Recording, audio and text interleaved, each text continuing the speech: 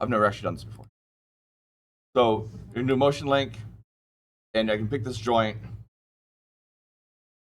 and I want to go there, link with the same joint. There we go.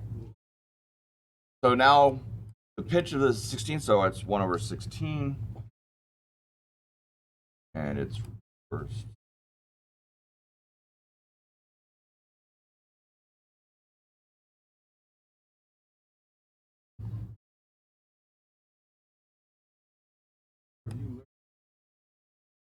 Now it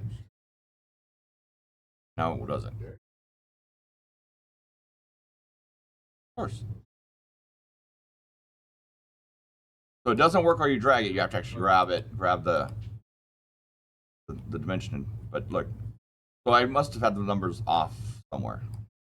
So let me revert. Edit that. Maybe I need to.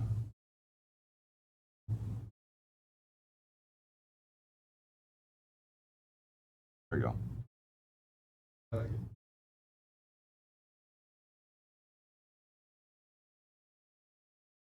Yeah, but it's going to go really fast. And I could also take that joint and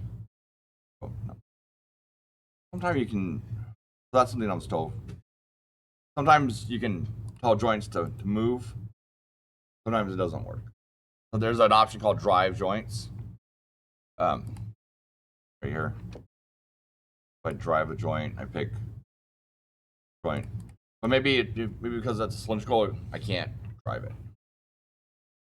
Oh, there I go. Oh, here's one. Oh, that just moved it. So different command in different programs.